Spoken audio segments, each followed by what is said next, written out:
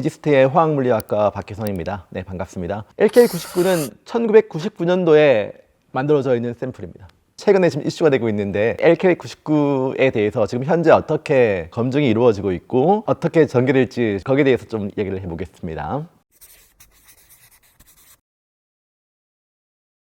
초전도체를 이야기할 때 크게 두 가지의 중요한 현상이 있습니다. 하나는 정기적 현상이고 다른 하나는 자기적 현상입니다. 최근에 우리나라 사람들이 창원 초전도체를 발견했다고 발표를 해서 상당히 많은 관심을 가지고 있습니다. 지금 논문이 나와 있는데 그 논문을 보겠습니다. 저항에 대한 측정인데 120도 정도에서 갑자기 저항이 뚝 떨어지는 모양이 보입니다. 뚝 떨어지고 난 다음에 이 저항이 0으로 가야 되는데 0으로 가지는 않습니다. 저항이 온도에 따라서 점점 더 작아지는 모습을 보여주고 있습니다. 온도에 따라서 저항이 작아지는 것은 도체의 일반적인 성질입니다. 이 논문을 봐가지고는 얘가 초전도라고 우리가 이야기하기는 조금 아쉽습니다.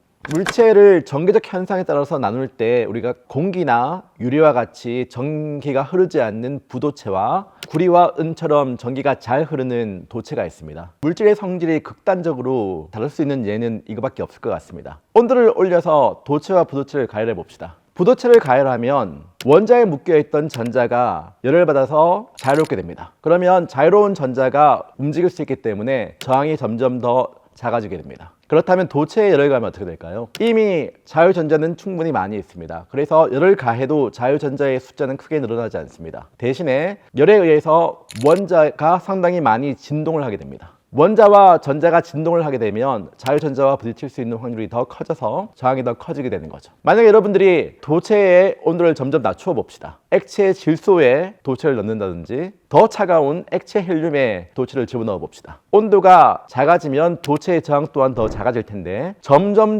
작아져가지고 0이 된다고 가정을 해봅시다. 이렇게 저항이 0이 되는 그러한 물질을 우리가 초전도체라고 할 수 있을까요? 정답은 노입니다. 초전도체가 되기 위해서는 어떤 특별한 온도에서 갑자기 저항이 0으로 뚝 떨어져야 됩니다. 그 특별한 온도를 우리가 무엇이라 하는가 하면 임계온도라고 합니다. 임계온도 위는 도체이고 임계온도 아래는 초전도체가 됩니다. 중국 과학자 중에 한 명이 이 물질 가운데 하나의 불순물이 있는데 그 불순물은 카파와 황으로 이루어져 있습니다. 지금 논문에서 주어져 있는 온도 변화와 비슷한 그런 변화를 발견했다고 최근 논문에서 이야기를 했습니다. 진짜 LK99가 아니고 불순물에서 나왔던 그런 현상이라는 이야기죠.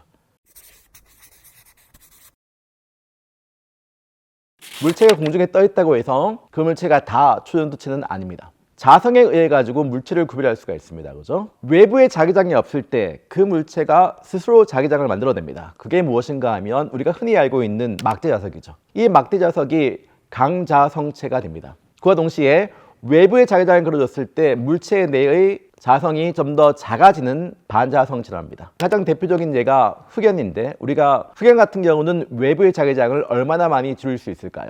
10만 분의 1입니다. 아주 작은 양밖에 줄일 수가 없습니다. 이 흑연을 자석 위에 올리면 자석 위에서 흑연은 떠 있습니다. 우리가 흔히 초전도체의 특성으로서 공중부양을 이야기 많이 하는데 일반적인 반자성체인 흑연도 이렇게 공중부양을 할 수 있습니다. 초전도체는 완벽한 반자성체라고 합니다. 그 말은 무엇인가 하면 외부 자기장을 완벽하게 다 없앨 수 있다는 이야기입니다. 그러니 당연하게 자석 위에서 그 물체는 뜰 겁니다. 초전도가 깨어질 때 자기장이 작은 영역, 우리가 볼텍스라 부르는 작은 영역으로 모여서 투과하게 됩니다. 뚫고 들어가 있는 자기장 자체가 초전도를 갖다가 잡아요. 자기 손속이라 부르는데 잡아주기 때문에 공중에 떠 있는 겁니다. 그래서 그 멈춰져 있는 길을 유지하기 위해서는 초전도체 또한 멈춰 있어야 되겠죠. 마이슨 효과를 이야기했습니다. 자석 위에서 떠 있는 그런 모습을 보여주는데 양자 부양, 그러니까 공중에 떠서 정지해 있는 그런 모습을 보여주지는 않습니다. 최근에 네이처에서 한 논문이 나왔는데 LK99를 아주 순수한 물질로 만들었습니다. 불순물이 전혀 없는 순수한 물질로 만들었다는 이야기입니다. 이 물질의 성질을 재봤더니 얘가 초전도체가 아니고 부도체였고 일반적인 반자성체라고 그렇게 이야기했습니다. 이 논문을 발표한 사람이 독일의 막스 플랑크 연구소에서 아주 유명한 교수님입니다. 그래가지고 상당히 많은 과학자들이 아마 이 논문이 맞지 않을까라고 지금 생각하고 있는 중인데 많은 과학자들이 좀 더 검증하고 재현해 볼 필요가 있다는 생각이 듭니다.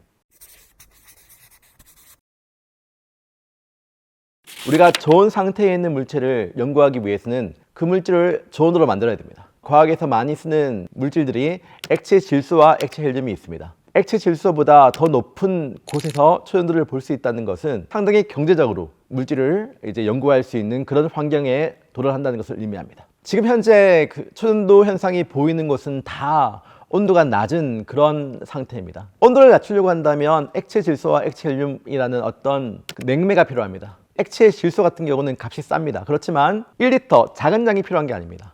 그 물체를 냉각시키기 위해서는 많은 양의 액체 질소가 필요할 것입니다. 우리가 상온 초연도체를 만든다고 한다면 그런 냉매가 필요 없게 됩니다.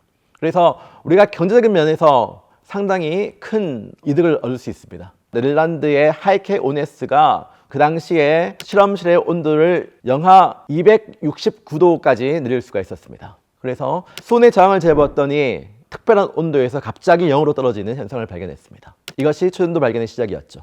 초연도 현상이 발견되어졌던 1911년 이후 약 46년이라는 시간이 흐른 후에야 거기에 대한 답을 찾게 되었습니다. BCS 이론이라 부르는 이론입니다. 이 이론에 따르면 전자가 혼자 움직이는 게 아니고 원자의 흔들림에 영향을 받아가지고 전자와 전자가 같이 쌍으로 움직이는 쿠퍼 전자쌍을 이루고 난 다음에 초연도가 발생되어진다는 것을 발견했습니다. 이 이론에 따르면 40켈빈 정도가 우리가 그 당시에 이론적으로 예측할 수 있는 최고의 임계온도라는 것을 이야기했습니다. 1911년부터 1986년까지 75년이라는 긴 시간 하에서 임계온도의 증가량은 4켈빈에서 23켈빈이 있기 때문에 상당히 그 양이 작습니다. 그런데 그때 1986년도에 상당히 큰 사건이 일어났습니다. 그 당시에 뮬러와 베트놀츠는 란사늄, 바리움, 카파, 옥신을 배합을 하면 어떤 초전도체를 만들 수 있다라고 논문을 발표했습니다. 자, 이때 재밌는 게 무엇인가 하면 란사늄을 이트론으로 바꿔왔더니 임계온도가 90켈빈보다 더 높아졌습니다. 이건 엄청난 사실입니다. 왜냐하면 그때까지 이론상으로 임계온도의 한계가 40켈빈이라고 이야기했는데 그 이론을 깨는 그런 것이 첫 번째고, 두 번째는 90켈빈은 그 당시에 액체 질소로 도달할 수 있는 77켈빈보다 더 높은 그런 온도입니다. 그 뜨거움 때문에 뮬러하고 베드노즈가 1987년도에 노벨 물리학상을 받았습니다. 1년 만에 노벨상을 받는 것은 상당히 드문 일이죠. 영화 아바타에 나오는 그 떠있는 섬 가능합니다. 단 자기장이 있다면 말씀입니다. 초연도의 특성 중에서 자기적인 특성인 마이스너 효과를 이용한 것이 있습니다. 백투더퓨처라는 영화를 봤을 수 있을 겁니다. 그렇죠? 그 영화를 보면 공중에 떠다니는 보드를 타서 움직이는 그런 장면이 나옵니다. 2015년 렉서스 회사에서 그러한 후보보드를 구현했다는 발표가 있었습니다. 후보보드는 일반적인 물 위나 일반적인 도로 위를 움직일 수는 없습니다. 눈에 보이지 않지만 자석으로 길을 만든 어떤 특별한 공간 위에서만 이 후보보드가 사용할 수 있는 겁니다. 우리가 지금 이게 그 자기부상 열차라고 하잖아요, 지금요. 일본에서 지금 자기부상 열차의 초연도를 사용해서 지금 만들고 있는 게 있습니다. 우리나라 같은 경우는 인천과 대전에 있긴 있었지만 지금 잘 안 쓰고 있고, 새롭게 이제 튜브를 이용한 이동수단을 지금 개발하고 있는 중입니다. 이 긴 간 위에서 공중에 떠서 움직일 수 있다고 한다면 공기에 의한 저항과 바퀴에 의한 저항을 동시에 줄일 수 있기 때문에 훨씬 더 빠른 속도로 움직일 수가 있는 거죠. 일론 머스크가 처음에 그 하이플루프라다 이야기한 게 아니고 그 전부터 이제 한국에서 이미 나왔던 이야기인데, 그 이론에 대한 집중적인 투자와 관심이 적었기 때문에 그 기술은 지금 미국으로 넘어가 있는 그런 상황이 되는 겁니다. 반도체라는 게 상당히 재미있습니다. 왜 재미있는가 하면 우리가 도체와 부도체를 우리가 제어할 수 있어요. 전류를 흐르게 할 수 있고, 어떨 때 같은 경우는 전류가 안 흐르게 할 수 있습니다. 그걸 만들 때 실리콘을 사용하는데 그게 지구에서 가장 많은 흔한 어떤 물질 가운데 하나입니다. 만드는데 상당히 그렇게 많이 돈이 필요하지는 않죠. 우리가 지금 LK99를 갖다가 보고 상당히 크게 반응했는데, 그 반응한 이유는 뭔가 하면은 물질을 만드는 나비라든지 구리 같은 경우가 상당히 쉽게 구할 수 있는 그런 물질입니다. 그래서 이게 정말 되면 좋겠다라는 그런 생각을 가지고 있었습니다. 근데 그건 앞으로 좀 더 두고 봐야 되는 거고요. 상온 초전도체가 만들어졌을 때 이루어지는 사회의 큰 변화를 생각할 때 상온 초전도체에 대한 연구는 지속되어져야 된다고 생각합니다. 지금 현재 2023년, 그러니까 약 20년 넘게 연구하고 그리고 꾸준히 그 물질에 대해서 공부했던 그런 모습은 정말 존중을 받아야 된다고 생각합니다. 특히 초연도체 같은 경우는 외부에서 돈을 받기가 상당히 쉽지 않은 그런 학문입니다.